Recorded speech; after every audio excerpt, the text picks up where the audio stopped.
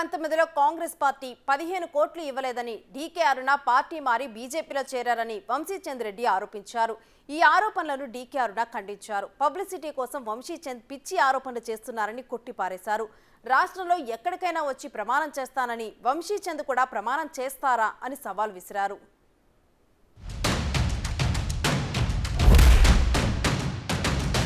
2019 లోక్సభ ఎన్నికల సందర్భంగా డీకే అరుణ గారు కాంగ్రెస్ పార్టీ నుంచి నాకు 15 కోట్లు ఇస్తే నేను ఎంపీగా మహబూబ్నగర్ నుంచి పోటీ చేస్తా అని అందరి సమక్షంలో చెప్పడం జరిగింది. మేము ఎప్పుడైతే కాంగ్రెస్ పార్టీ దగ్గర డబ్బులు లేవు, కాంగ్రెస్ పార్టీ దగ్గర 15 కోట్లు లేవు, మేము ఇవ్వలేమని చెప్పిన తర్వాత కాంగ్రెస్ పార్టీకి వెన్నుపోటు పొడిచి అప్పటి వరకు మంత్రిగా కాంగ్రెస్ పార్టీ చేస్తే, ఎమ్మెల్యేగా కాంగ్రెస్ పార్టీ చేస్తే, జెడ్పీటీసీగా కాంగ్రెస్ పార్టీ చేస్తే అన్ని పదవులు అనుభవించి ఆస్తులు కూడగట్టుకొని కాంగ్రెస్ పార్టీకి వెన్నుపోటు పొడిచి కేవలం 15 కోట్ల కోసం కాంగ్రెస్ పార్టీకి వెన్నుపోటు పొడిచి కాంగ్రెస్ పార్టీని వదిలిపెట్టి పోవడం జరిగింది. దాన్ని నేను పదే ఇవాళ చెప్పడం జరిగింది.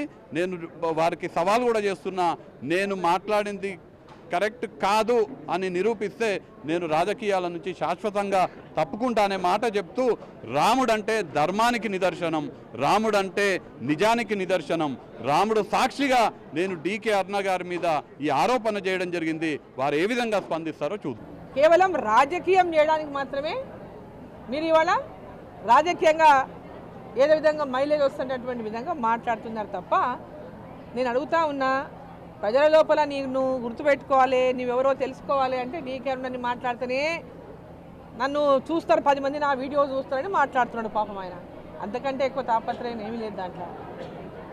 ఆయన ఇది ఒకసారి కాదు మాట్లాడడం, పదే మాట్లాడుతున్నాడు. అట్లా అయితేనే ఆయన గుర్తు వేగడే చెప్పడానికి ఏం లేదు.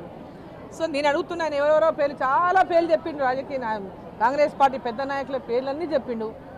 రా, ఏ టెంపుల్ దగ్గరికి వాళ్ళందరూ తీసుకొని వస్తావో తీసుకొని రా, ఎప్పుడు తీసుకొస్తావో చెప్పు, ఏ డేట్కు తీసుకొస్తావో చెప్పు, లేదా నన్ను ఫిక్స్ చేయమంటే నేను డేటు టెంపుల్ నేను ఫిక్స్ చేస్తా, మీ నాయకులందరినీ తీసుకొని రా, అక్కడ వాళ్ళతో ప్రమాణం చేపిస్తావా చేపి, నేను ప్రమాణం చేస్తా చేద్దాం. మరి మీరు అందరు నేను ప్రమాణం చేస్తే రాజకీయ సన్యాసం అనేది నీకు అలవాటు అయిపోయింది, కానీ వాళ్ళందరూ కూడా రాజకీయ సన్యాసం తీసుకోనికి సిద్ధంగా ఉండాలి.